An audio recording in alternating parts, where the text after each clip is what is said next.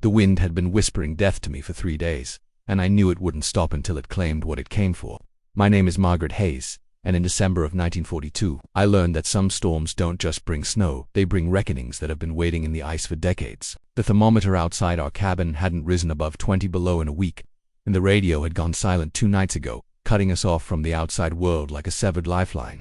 My husband Thomas had been dead for 8 months, taken by the same pneumonia that was now stalking our village of Coldfoot, Alaska, and I was left alone with my 2 children in a place where loneliness could kill you faster than the cold. The blizzard that started that morning wasn't just weather, it was a living thing, clawing at our windows with fingers made of ice and fury. Sarah, my 7-year-old, pressed her face against the frosted glass and asked why the snow was screaming, but I didn't have the heart to tell her it was the sound of our world ending. Watch this story until the very end, because what happened next changed everything I thought I knew about survival, trust, and the secrets buried beneath Alaska's frozen ground. By noon, the wind was howling like something wounded and desperate, shaking our little log cabin until I feared the walls might give way to the white fury outside. My son Johnny, barely 10 years old, stood by the stove feeding it the last of our split wood, his small hands trembling not just from cold but from the fear he was trying so hard to hide from his little sister.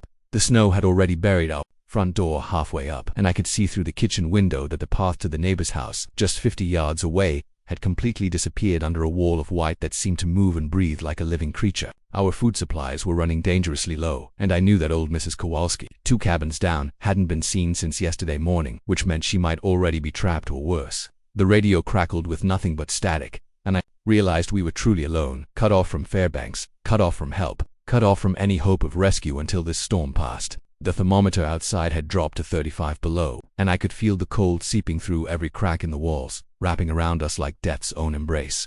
I looked at my children's faces, so young, so trusting, and made a decision that would haunt me for the rest of my life.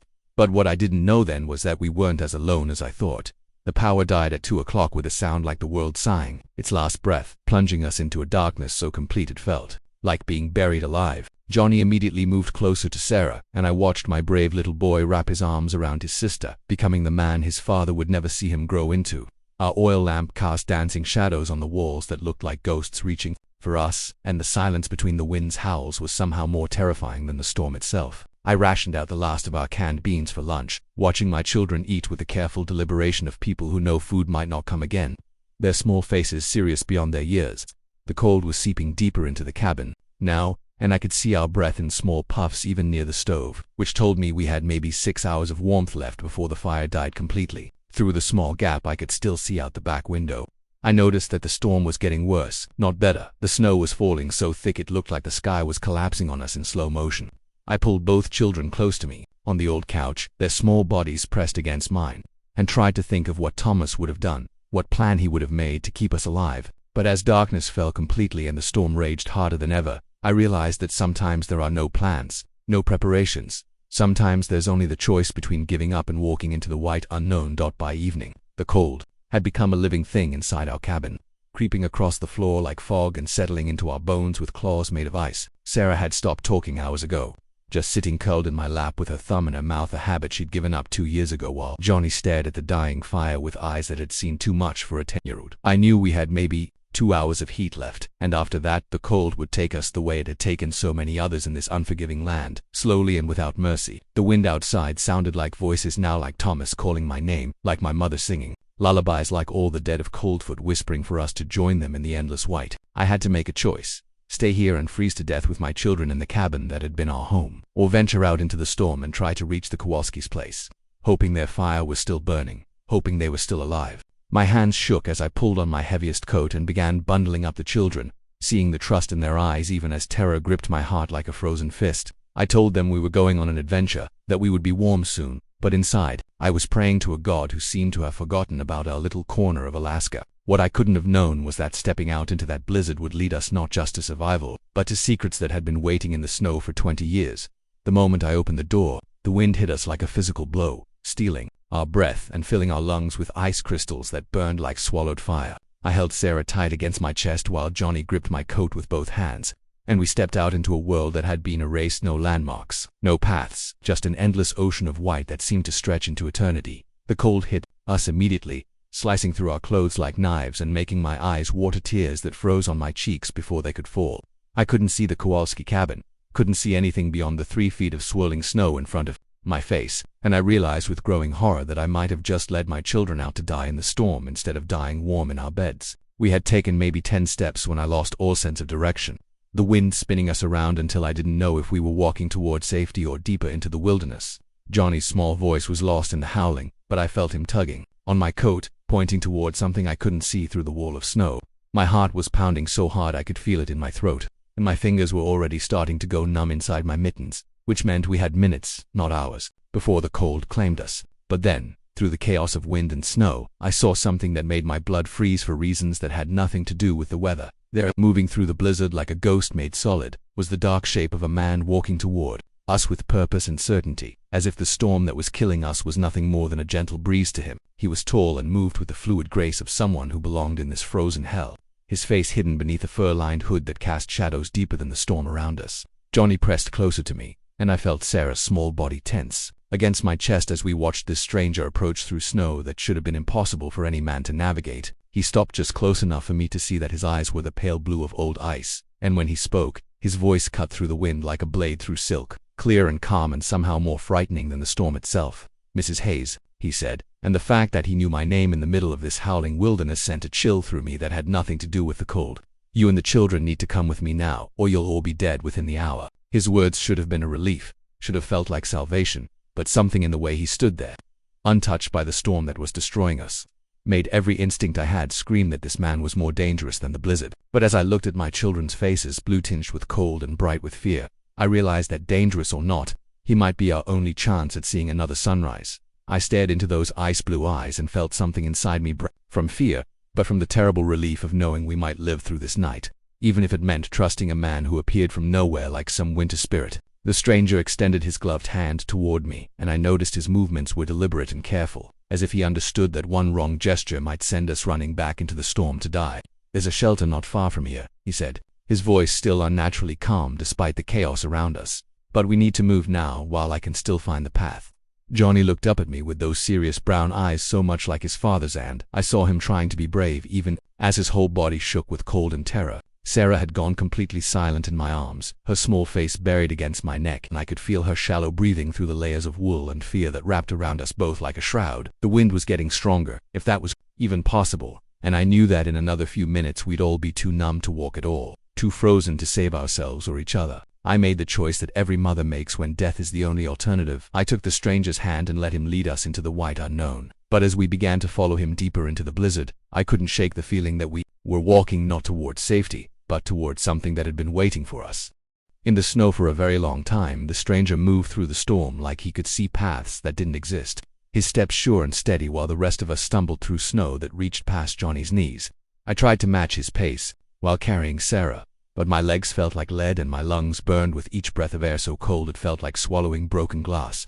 Johnny stayed close beside me, his small mittened hand clutching the back of my coat, and I could hear him whimpering softly with each step, though he was trying so hard to be strong for his sister and me. The snow was falling so thick now that I couldn't see the stranger's face anymore, just the dark outline of his shoulders and the confident way he moved through what should have been an impossible maze of white death. Every few steps he would stop and wait for us to catch up, and during those brief pauses I could hear something that chilled me more than the wind silence so complete it felt like the world had ended, and we were the only living things left in creation. The cold was seeping through every layer of clothing I had on, and I knew that my children must be suffering even more, their small bodies losing heat faster than mine, their reserves of strength nearly gone. I wanted to ask the stranger how much farther, wanted to beg him to carry one of my children. But something about his controlled movements and the way he never looked back told me that questions would only slow us down. What I didn't know then was that every step we took was leading us deeper into a story that had begun long before any of us were born. Sarah began to cry in my arms, not the loud wailing of a frightened child but the weak, exhausted sobs of someone whose body was starting to give up the fight against the cold. I felt her small form growing heavier and more limp with each step, and panic rose in my throat like bile as I realized she might be slipping into the dangerous sleep that comes before freezing to death. The stranger must have heard her crying because he stopped abruptly and turned back to us, his face still hidden in shadow but his voice sharp with what sounded like genuine concern. "How long since she ate?" he asked, and I told him about the rationed beans, about the empty pantry, about the 3 days of dwindling supplies and growing fear. Without a word, he reached into his coat and pulled out something wrapped in cloth-dried meat of some kind and handed a small piece to Johnny before offering another to Sarah. Johnny took it gratefully, his cold-numbed fingers struggling with the tough jerky, but when I tried to give some to Sarah, she just turned her head away and continued her weak crying. The stranger watched this exchange with those pale eyes, and I saw something flicker across his face, knowledge or memory, or perhaps just the grim recognition of how close to death we really were. "She's hypothermic," he said quietly, and the clinical way he said it made my heart stop. "We need to reach shelter in the next 10 minutes, or carrying her won't matter anymore." Johnny heard those words, and I watched my little boy's face change, watched him grow up in the space between one heartbeat and the next as he understood what the stranger was really saying. He straightened his shoulders and started walking faster, pushing through snow that was almost up to his waist now, his small legs working like pistons as he forced himself to keep up with our mysterious guide. "I can walk faster, Mama," he said, and his voice was steady despite the chattering of his teeth. Despite the exhaustion that was written in every line of his small body, the stranger glanced at Johnny with what might have been approval, or perhaps just surprise, and then he picked up the pace even more, leading us through the storm with the kind of urgency that comes when every second counts. I felt Sarah's breathing, but become more shallow against my neck, and I knew we were in a race, now not just against the cold, but against time itself, against the gentle surrender that would take my daughter away from me forever. The wind seemed to sense our desperation and howled even louder, as if it was angry that we might escape its grasp, as if it had been waiting for this moment to claim the Hayes family and add our bones to whatever graveyard lay hidden beneath Alaska's eternal snow. But then, just when I thought my legs would give out completely, just when I thought we would all collapse into the white and never rise again, the stranger stopped and pointed ahead into the swirling darkness. Through the chaos of snow and wind, I could barely make out the dim outline of a structure, and I realized that once again, impossibly, we might actually survive the night. The building that emerged from the blizzard was unlike anything I had expected, not a cabin or a house, but what looked like an old mining station. Its weathered wooden walls, dark with age and bearing the scars of decades spent battling Alaska's brutal winters. The stranger produced a key from somewhere inside his coat, and the ease with which he unlocked the heavy door told me this wasn't a chance discovery. He had been leading us here all along, with purpose and planning that made my skin crawl even as relief flooded through my frozen body. Inside, the air was still and blessedly free of wind, though it was only slightly warmer than the storm outside, and I could see our breath-forming clouds in the dim light that filtered through frost-covered windows.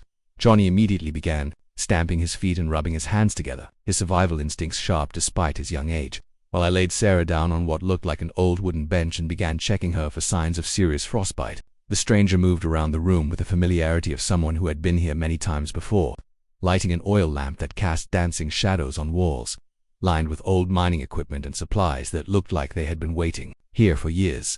"There's a stove in the back room," he said without looking at us, "and enough wood to keep us warm for several days if needed," which it might be. His casual mention of several days sent a chill through me that had nothing to do with the cold, because it suggested he knew things about this storm, about our situation, that he hadn't bothered to share. But as I looked at my children, Johnny trying to help his sister, Sarah slowly starting to respond to the warmth, I realized that whatever secrets this man was keeping, he had just saved all our lives. The stranger knelt down beside Sarah and gently touched her forehead with the back of his gloved hand, and I was surprised by the tenderness in his gesture, the practiced way he checked her pulse and looked into her eyes for signs of serious hypothermia. "She'll be fine," he said, and the relief in his voice seemed genuine, almost personal, as if my daughter's welfare mattered to him in ways I couldn't understand.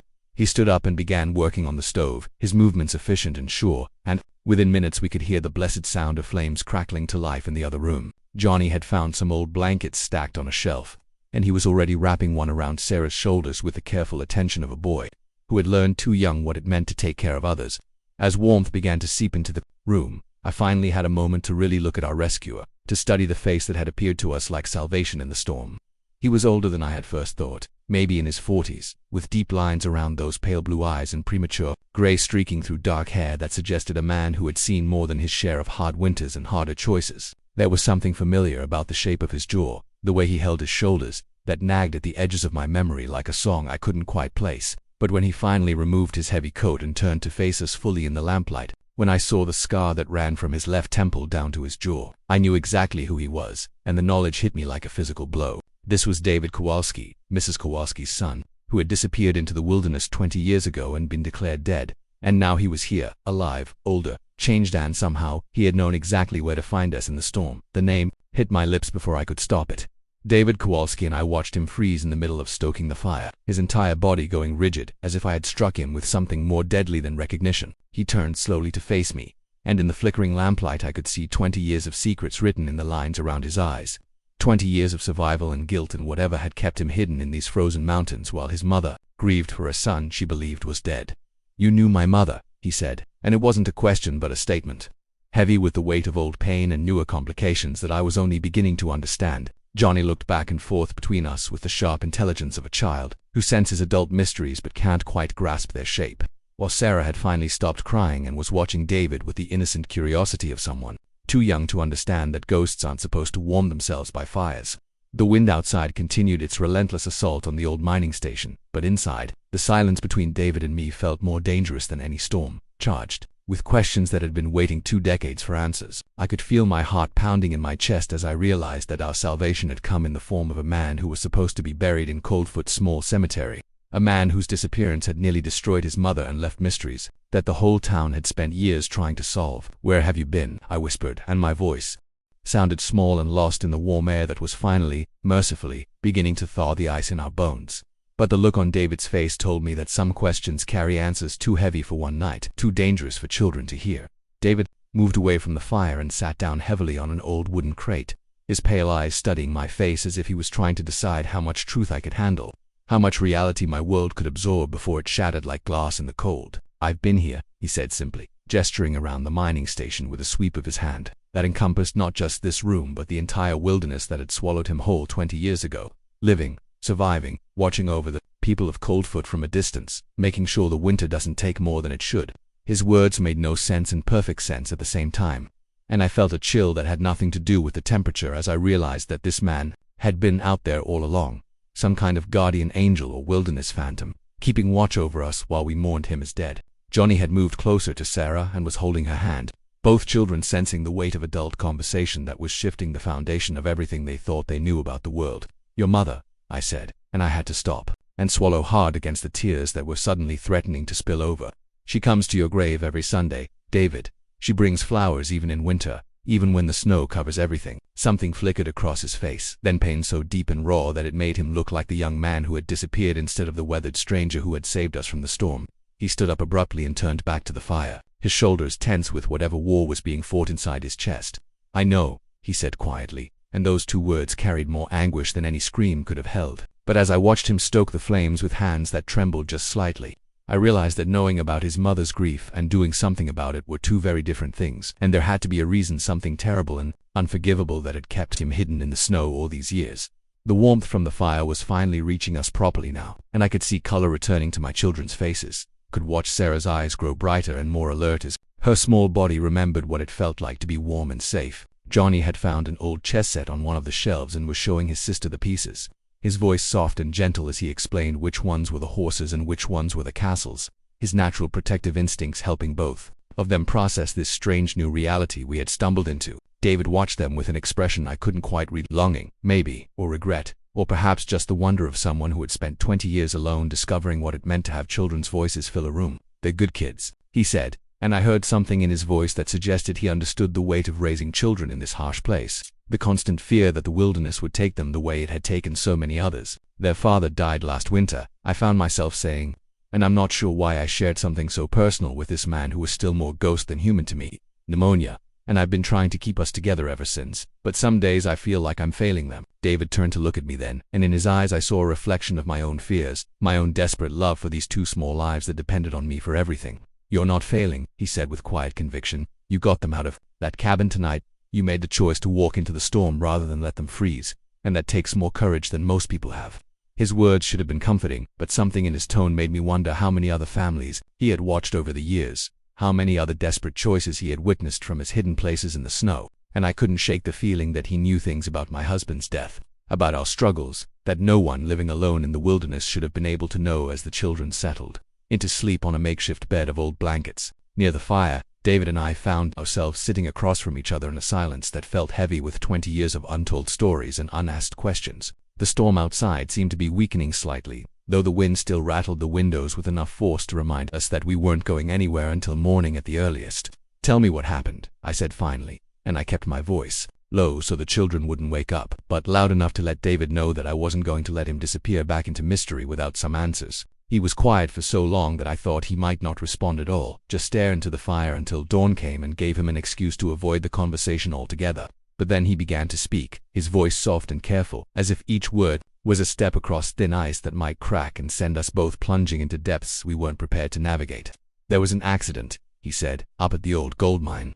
The one they closed after the cave-in of 1920, except it wasn't really closed, not to everyone." His words sent a chill through me because I remembered the stories about that mine, remembered the whispered rumors about men who went up there looking for forgotten gold and never came back down, remembered how my own husband had forbidden me from ever going near that place.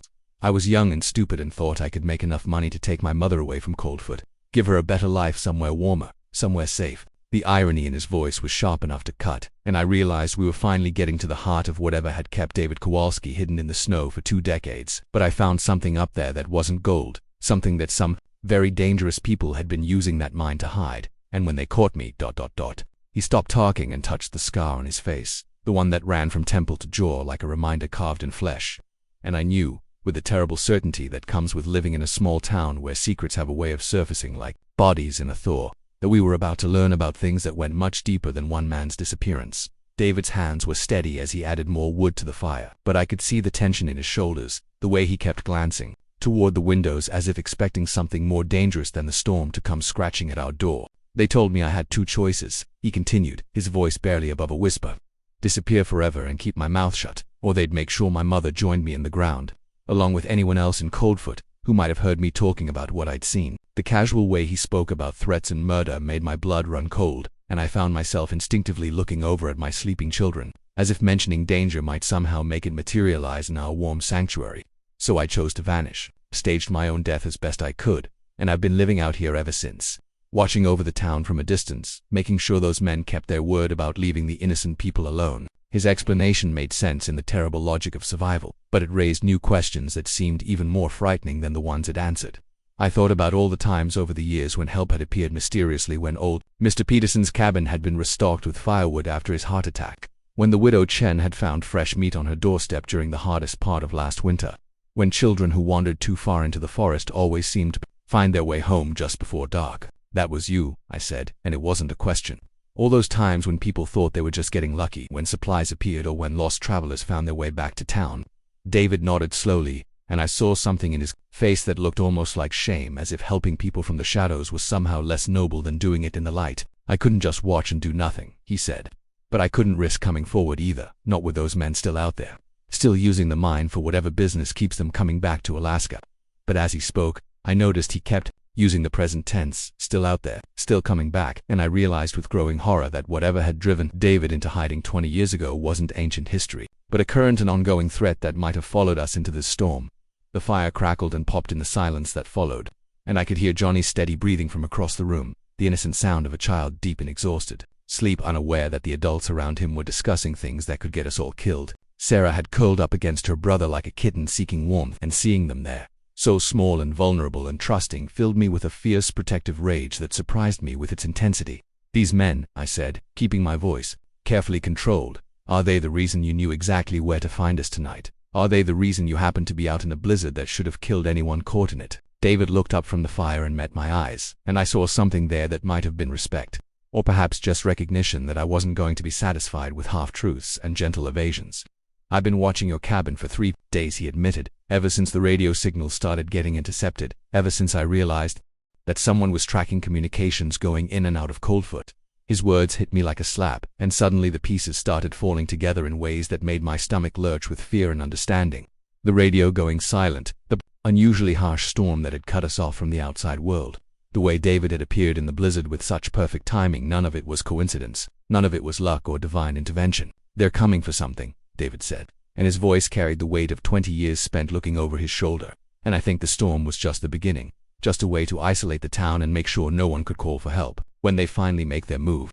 I looked at my sleeping children and felt the last of my naive hopes crumble like ice in spring, because I finally understood that we hadn't escaped into safety at all. We had walked directly into the center of something that had been building toward this moment for decades, and whatever David had seen in that mine 20 years ago was about to resurface, bringing with it a reckoning that would change Coldfoot forever.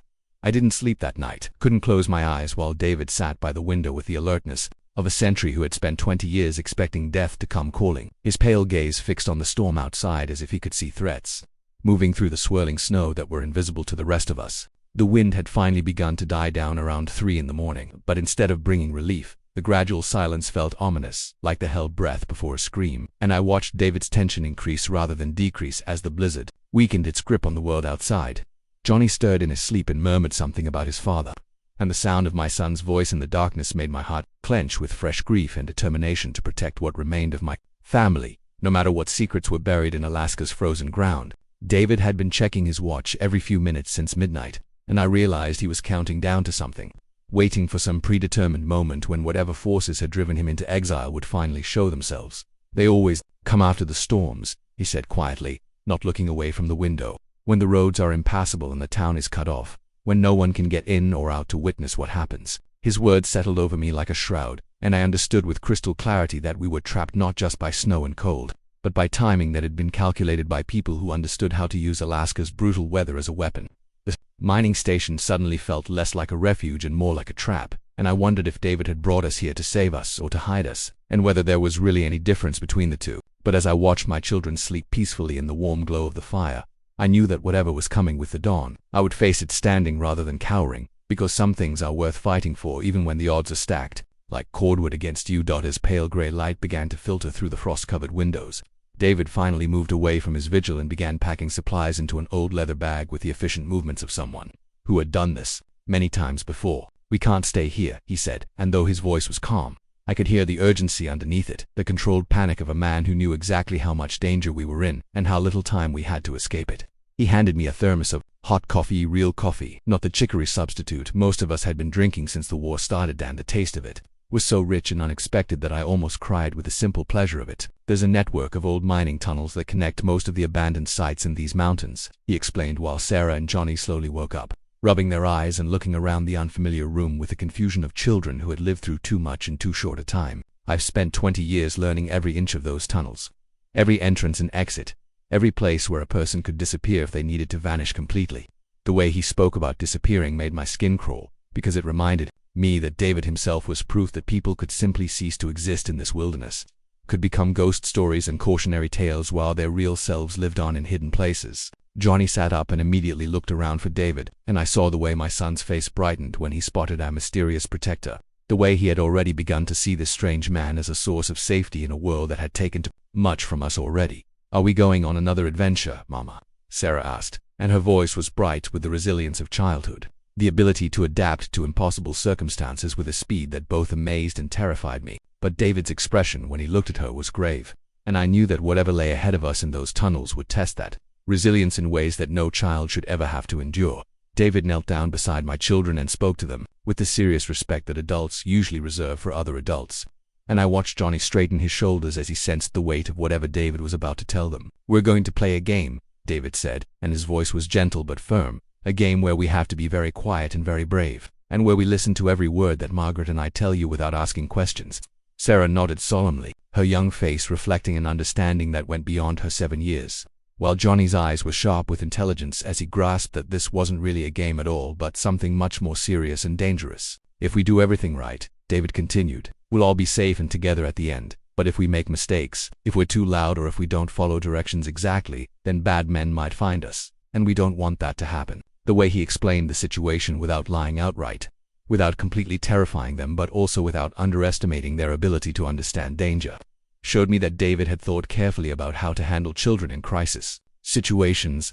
I wondered how many other families he had guided through these mountains over the years, how many other desperate parents had looked to him for salvation when the world became too dangerous for normal life. Johnny reached out and took Sarah's hand, and I saw him squeeze it gently, becoming her protector and guide in the way that older siblings do when the adult world suddenly becomes incomprehensible and threatening.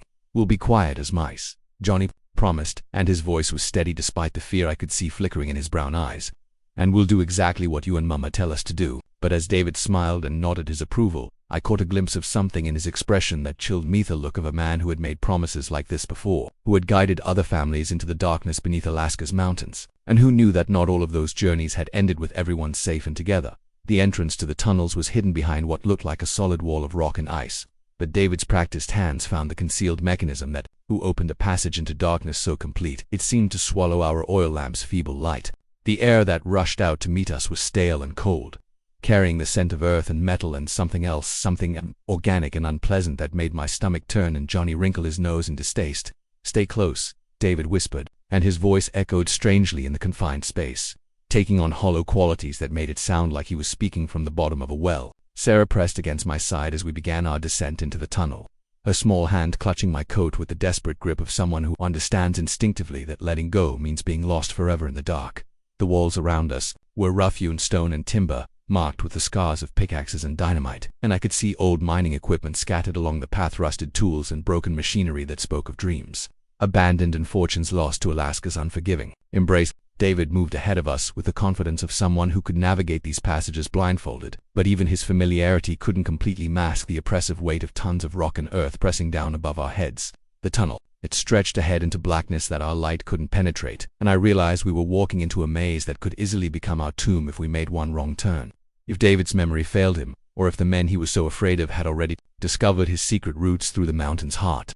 But behind us, I could hear something that made my blood freeze, the distant sound of voices calling through the storm, voices that didn't belong to anyone from Coldfoot, voices that were getting closer to the mining station we had just abandoned. We had been walking through the tunnel for what felt like hours when David suddenly stopped and held up his hand for silence, his body going rigid with an alertness that made every nerve in my body scream with tension. In the distance, so faint I almost thought I was imagining it, I could hear the echo of footsteps that weren't ours. The sound of other people moving through these underground passages with purpose and determination. Johnny's grip on my hand tightened and I felt Sarah press closer against my leg, both children sensing the change in atmosphere even though they couldn't identify what had caused it. David extinguished our lamp with a quick breath, plunging us into darkness so absolute that it felt like being buried alive. And in that terrible blackness I could hear my own heart beating so loudly. I was sure it would give away our location to whoever was pursuing us through the mountains. Bowels. They found the entrance, David whispered, his voice barely audible even though his mouth was inches from my ear. But they don't know these tunnels like I do, and if we're smart and quiet, we can lose them in the maze. His confidence should have been reassuring. But all I could think about was my children stumbling through this darkness, about Sarah falling or Johnny getting separated from us, about all the ways this underground escape could turn into a nightmare that would haunt the survivors forever. The footsteps were getting closer now, accompanied by the distant glow of electric flashlights that seemed impossibly bright after our oil lamp, and I realized that these weren't casual explorers or lost travelers. These were people with equipment and determination and the kind of resources that suggested they had been planning this hunt for a very long time. David began moving again, his hand on my shoulder to guide me through the blackness, and I followed him deeper into the earth, while behind us the voices grew clearer, more urgent, filled with the kind of professional calm that comes from men who are very good at finding people who don't want to be found. But as we felt our way through passages that seemed to twist and branch like the roots of some enormous tree, I couldn't shake the feeling that we weren't just running from these mysterious pursuers, we were being herded toward something, driven deeper into the mountain where the real secrets lay waiting like predators in the dark. The tunnel suddenly opened into a vast underground chamber that made our whispered words echo like gunshots in the cathedral-like space around us. And when David finally risked lighting a match, the brief flare of illumination revealed something that made my knees weak with shock and horror. The cavern was filled with equipment, not old mining gear, but modern machinery, radio equipment, and wooden crates stacked floor to ceiling with military precision and bearing markings that looked disturbingly foreign even in the flickering matchlight. German, David said, his voice hollow with 20 years of suppressed knowledge. Supplies and equipment for Nazi agents operating on American soil, using the old mine networks to move personnel and materials without detection. The match burned down to his fingers, and we were plunged back into darkness. But the image was seared into my memory, a secret enemy base hidden beneath Alaska's mountains, a staging ground for operations that could threaten everything we held dear about our country and our way of life. Johnny made a small sound of confusion, and I realized that even at 10 years old, he understood enough about the war to know that finding German equipment in Alaska meant something terrible and treasonous was happening right under our noses. Sarah began to whimper softly, picking up on the adult's fear even though she couldn't comprehend the full scope of what we had discovered, and I pulled her closer while my mind raced with the implications of what David had shown us. "This is what you found 20 years ago," I whispered. And it wasn't a question because suddenly everything made perfect sense. The threats, the forced exile, the careful watching from the shadows as David tried to protect a town that had no idea it was sitting on top of a nest of vipers. The footsteps behind us were getting closer, echoing through the tunnels with a steady rhythm of people who knew exactly where they were going. And I realized that we hadn't stumbled into this place by accident. We had been driven here deliberately, pushed toward this revelation like pieces on a chessboard. But as David began leading us toward what he promised was another exit on the far side of the chamber, I heard something that made my blood turn to ice water in my veins. Sarah's voice, calling out in the darkness, asking in her innocent child's voice why there were so many boxes with the spider cross on them, and I knew that her words had just echoed through the cavern loud, enough for our pursuers to pinpoint our exact location.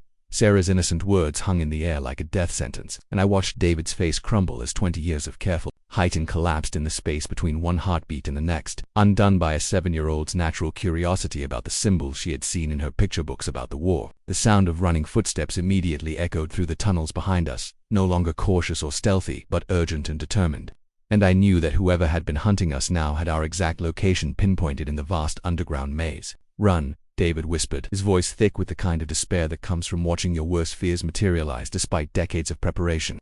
"There's an exit tunnel about 50 yards ahead, but we have to move now before they can cut us off." I scooped Sarah into my arms and grabbed Johnny's hand, feeling my children's terror as they finally understood that this wasn't a game anymore but a deadly race, where the losers would never see daylight again. The beam of electric flashlights began to pierce the darkness behind us, casting wild shadows on the cavern walls as our pursuers closed the distance with professional efficiency, and I could hear voices shouting in accented English that confirmed David's worst revelations about who we were dealing with. My legs burned as I ran through the darkness with Sarah's weight in my arms, but I forced myself to keep moving because I could hear something in those voices that told me capture would mean more than just death. It would mean disappearing completely, becoming another Alaska mystery that would haunt the territory for generations.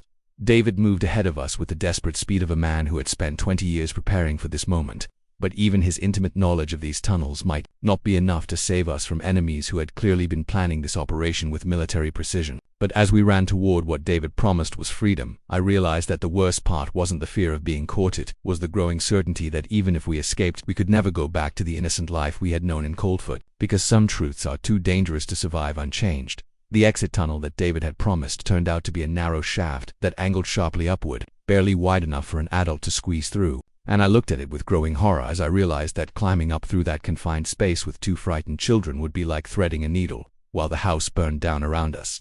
"I'll go first," David said, already pulling himself up into the passage. "Then send Johnny up. Then you can pass Sarah to me and climb up last." His plan made sense from a practical standpoint, but every maternal instinct the first possessed screamed against the idea of letting my children out of my sight, even for the few minutes it would take to navigate the escape route. Johnny looked up at the dark opening above us and swallowed hard, but he nodded with the grim determination of a boy who had aged years in the past few hours, understanding that courage wasn't the absence of fear but action in spite of it. Behind us, the voices were getting closer, and I could see the glow of flashlights beginning to illuminate the far end of the cavern, which meant we had maybe 2 minutes before our pursuers would be close enough to see us clearly and perhaps close enough to shoot. "Mama," Sarah whispered against my neck, "I'm sorry I talked too loud. I'm sorry I made the bad men find us." And the guilt in her small voice nearly broke my heart because she was taking responsibility for adult dangers that she couldn't possibly understand. I kissed her forehead and told her she had done nothing wrong, that sometimes children's questions help adults remember important things. But inside I was fighting my own guilt about bringing my family into this nightmare. David's voice echoed down from somewhere above us, calling for Johnny to start climbing, and I watched my brave little boy disappear into the darkness above with nothing but faith that the man who had saved us from the storm would continue to keep us safe. But as the footsteps behind us grew thunderous and urgent, I realized that faith might not be enough to get us through what was coming next. The sound of gunfire suddenly cracked through the cavern like thunder, and I felt pieces of rock rain down from the ceiling as bullets ricocheted off the stone walls with deadly randomness that turned our hiding place into a shooting gallery. "Climb now," David's voice shouted from above, desperate and commanding, and I pushed Sarah up into the tunnel opening just as another volley of shots sent sparks flying from the metal equipment around us. My hands shook as I hauled myself up into the narrow passage, scraping my knees and elbows against rough stone while below us the voices grew clearer and more organized, speaking in rapid German that needed no translation to convey their lethal intent. The tunnel was barely wide enough for my shoulders, and I had to fight down waves of claustrophobia as I pulled myself forward inch by agonizing inch, following the sound of Sarah's frightened breathing somewhere ahead of me in the suffocating darkness. Behind me I could hear our pursuers discovering the tunnel entrance, could hear them arguing about who would follow us up into the confined space where they would be vulnerable and exposed, and I prayed with desperate fervor that their caution would buy us enough time to reach whatever lay at the top of this hellish climb. My lungs burned and my arms caked, but I kept moving because stopping meant death, meant letting these Nazi agents drag my children back down into the darkness for purposes that I couldn't bear to imagine. Somewhere above me, David was calling encouragement to Johnny and Sarah, his voice steady and calm despite the chaos below, and I realized that whatever else he might be, ghost guardian or fugitive, he had become the anchor that was holding my family together in the midst of this nightmare. But as we climbed higher and the tunnel began to level out, I could hear something that made my blood freeze, the sound of someone else following us up through the passage. Someone who had decided that capturing us alive was worth the risk of being trapped in a narrow tunnel with nowhere to run. The tunnel finally opened into blessed fresh air and starlight, and I emerged gasping into a world transformed by the storm's passage, where everything was covered in pristine snow that sparkled like diamonds under a clear sky that seemed impossibly vast after our time underground. David was already there, with my children, both of them looking pale and frightened but miraculously unhurt. And Johnny immediately ran to me with the desperate relief of a child who had been trying to be brave for too long. We were standing on a ledge halfway up the mountainside, with the lights of Coldfoot twinkling far below us like a constellation fallen to earth. And for a moment, the beauty of it all made me forget about the danger that was still climbing toward us through the tunnel. "There's a path down," David said, pointing to what looked like little more than deer trail winding down through the trees. "But it's treacherous in this snow, and will be exposed if they have anyone watching from the valley." His words reminded me that escape from the tunnel was only the beginning, that we were still being hunted by people with resources and determination that far exceeded our own. Sarah tugged on my coat and pointed down toward Coldfoot, her young eyes sharper than mine and picking out details in the distance. And when I looked where she was indicating, I felt my heart sink with new despair. "There are trucks," she said, in her small, clear voice, "big trucks with lights, and they're going to all the houses." Even from this distance I could see the systematic way the vehicles were moving through our little town. Could see lights coming on in windows as families were roused from their beds. Could see the organized efficiency of people who were conducting some kind of operation that involved every resident of Coldfoot. "They're rounding everyone up," David said, his voice hollow with the weight of 20 years of fears finally coming to pass. "Using the storm as cover to take control of the entire town, probably looking for anyone who might have knowledge about their operation." I realized with growing horror that we weren't just witnesses to something terrible, we were probably the primary targets. The loose ends that needed to be tied up before these Nazi agents could complete whatever mission had brought them to Alaska. But as we stood there on that exposed ledge, watching our hometown being invaded by enemies who had been hiding in plain sight for decades, I heard the sound that I had been dreading, the scrape of boots on stone as someone pulled themselves out of the tunnel behind us, someone who had followed us through that hellish climb and was now ready to finish what they had started in the darkness below. The man who emerged from the tunnel was tall and lean, with the kind of weathered face that comes from years spent in harsh climates. And when he straightened up and brushed the dirt from his dark coat, I could see that he moved with the casual confidence of someone who had been in control of the situation from the very beginning. "Hello, David," he said, and his English was perfect except for the slight accent that marked him as definitely not American. "It's been a long time since our last conversation in these mountains." David stepped protectively in front of my children, his body tense with 20 years of suppressed rage and fear. But I could see in his posture that he knew this man, that their history went back to whatever had driven him into exile all those years ago. "Hello, Klaus," David replied, and his voice was steady despite the tremor I could see in his hands. "I was wondering when you'd finally decide to clean up your loose ends." The casual familiarity between them chilled me more than any threats could have, because it suggested a relationship built on decades of mutual surveillance and careful distance, predator and prey locked in a dance that had finally reached its inevitable conclusion. Klaus smiled, and the expression was more terrifying than any snarl because it was genuinely warm, almost paternal, as if he was pleased to see an old friend after a long absence. "You've done well, staying hidden all these years," Klaus continued, "watching over your little town, playing guardian angel to people who never knew they needed protection. But I'm afraid your usefulness has come to an end." Behind Klaus, I could see more figures emerging from the tunnel, men with rifles and the kind of disciplined movements that spoke of military training and lethal competence. I pulled Sarah and Johnny closer to me, feeling their small bodies trembling with cold and fear, and I realized that we had reached the end of our running, the final moment when all of David's careful preparations and 20 years of hiding would either save us or prove to have been futile gestures against forces too powerful to resist. But as Klaus raised his hand in what looked like a signal to his men, something unexpected happened. David smiled, an expression so calm and confident that it stopped Klaus mid-gesture and made me wonder what card my mysterious protector had been holding in reserve for exactly this moment.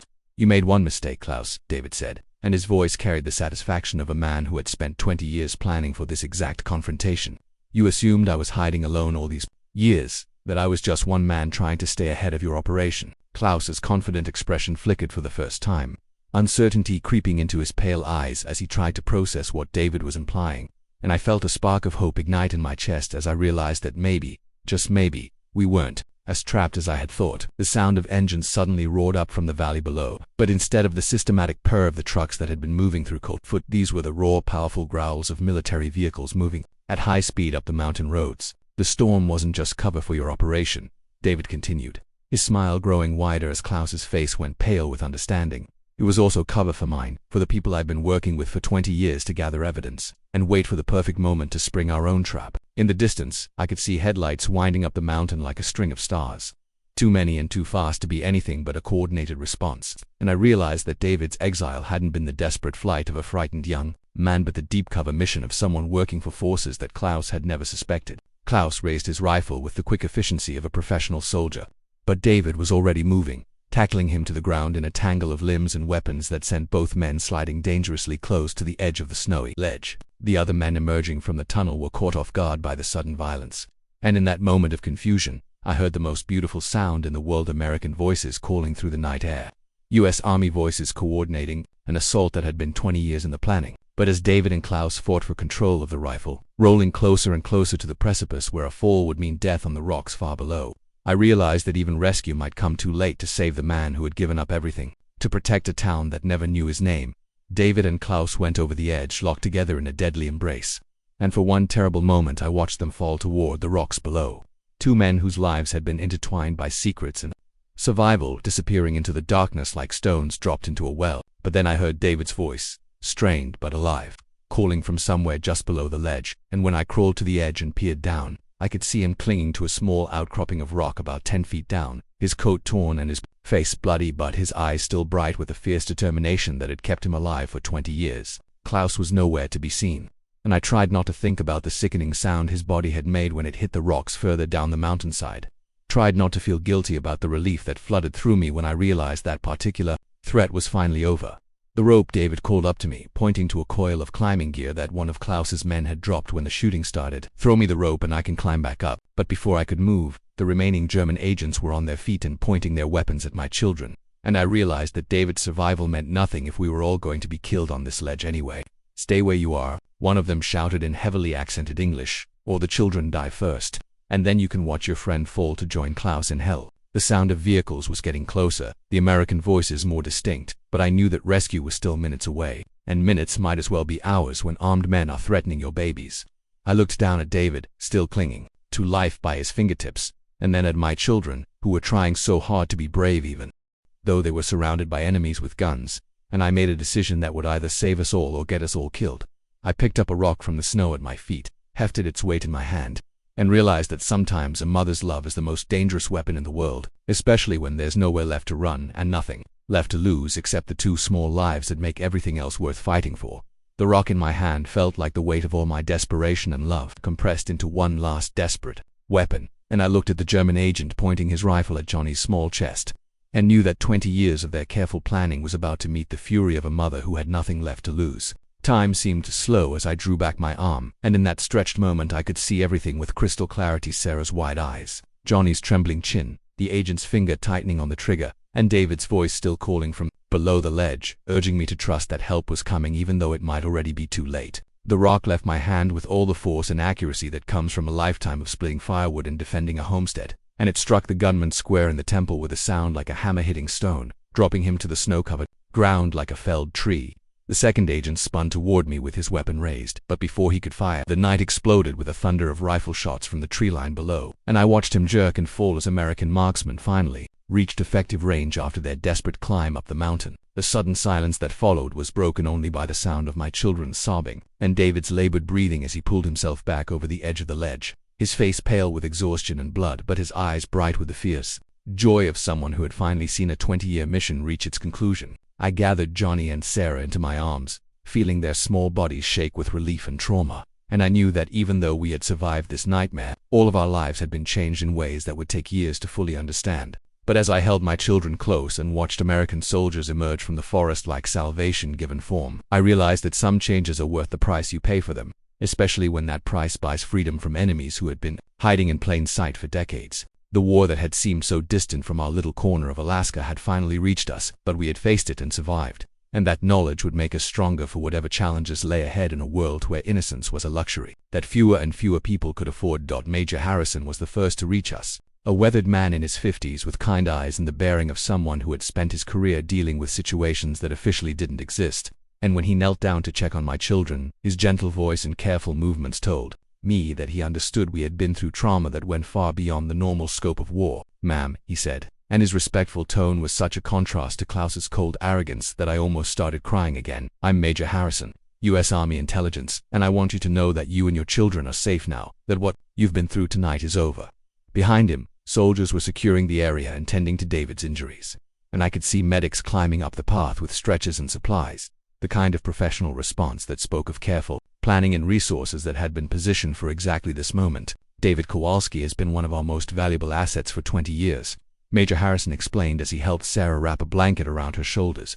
"Living undercover to monitor Nazi activities in Alaska and gather intelligence that has prevented attacks on American soil that could have changed the course of this war." His words reframed everything I thought I knew about David's exile, transforming him from a frightened fugitive into a hero whose sacrifice had protected not just Coldfoot but potentially the entire West Coast from sabotage and invasion. Johnny looked up at the Major with eyes that held too much knowledge for a 10-year-old, and when he asked if the bad men were really gone forever, I heard in his voice the same need for certainty that was echoing in my own heart. "They're gone, son," Major Harrison said, and his voice carried the authority of someone who could make promises like that and keep them. "And the information your family helped us gather tonight will ensure that their entire network is rolled up within the week." But even as relief flooded through me, I realized that survival was only the beginning, that we would all have to learn how to live with memories that would follow us like shadows for the rest of our lives. The journey down the mountain took 2 hours, with soldiers carrying Sarah when her small legs gave out and supporting Johnny when exhaustion finally overwhelmed his determination to walk on his own. And as we descended through snow that sparkled like crushed diamonds in the moonlight, I felt like we were leaving one world behind and entering another. David walked beside me despite his injuries, his presence solid and reassuring after so many hours of uncertainty and terror. And when I thanked him for saving our lives, he shook his head with the modesty of someone who had spent 20 years doing extraordinary things without recognition or praise. "You saved yourselves," he said quietly. "I just pointed you in the right direction. But the courage to walk into that storm, to trust a stranger, to fight for your children when everything seemed hopeless, that was all you, Margaret." His words meant more to me than any medal or official commendation could have, because they came from someone who understood the weight of impossible choices and the strength it takes to keep going when hope seems lost. Below us, Coldfoot was coming back to life as the German agents were rounded up and the townspeople were released from whatever holding operation had been conducted during our underground drama, and I could see lights in windows and people moving in the streets with the careful movements of folks who were still processing what had happened in their quiet community. "What happens now?" I asked Major Harrison as we reached the bottom of the mountain, and he gestured toward a convoy of military vehicles that would take us back to town, back to some semblance of normal life in a world that would never quite be normal again.